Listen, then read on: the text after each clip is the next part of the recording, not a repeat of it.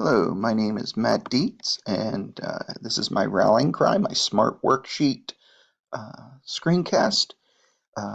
And I started to identify some problems and goals. First of all, improving student achievement, and that's for me specific to my class and what I teach. And I even carried that over a little more specific into my design classes, which is that's predominantly what I teach. Um, in those same classes, I'd love to see additional student engagement.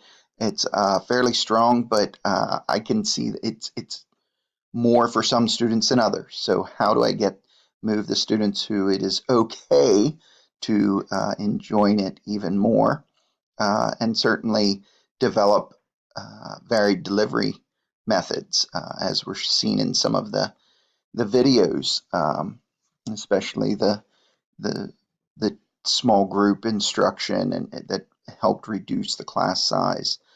We are a small rural school district with limited course offerings, so that I thought that was something to be looked at.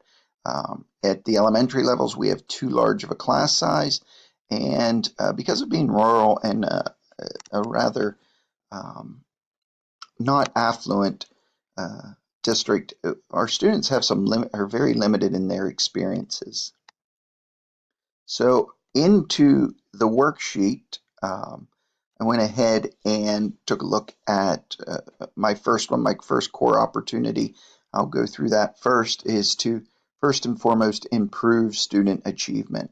And that would be my goal specifically across all um, levels of learning. If taking those high level learners and bumping them up, taking the middle and lower level learners and moving them up as well. And I guess measurably, what I'd be looking at is to see a 10% increase using the same rubrics I've used throughout the previous years, uh, continuing to use those rubrics as a form of assessment and look to gain 10%.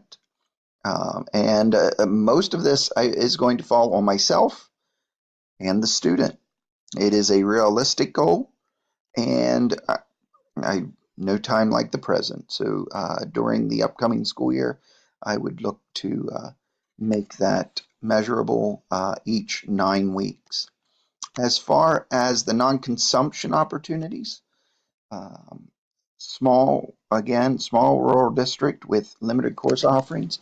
I would like to expand my departmental course offerings by one course each of the next 3 years, which essentially would be more classes than our department would be able to teach. There's only two of us um, at the current format.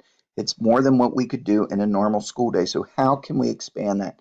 And I think blended lends itself very well to that, a blended school or a blended system.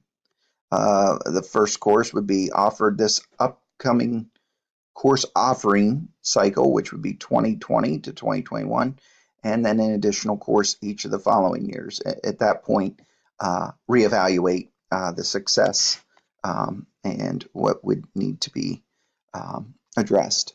This would be specific, again, as far as assignable. Myself, the administration, and the school board would have the final say on it.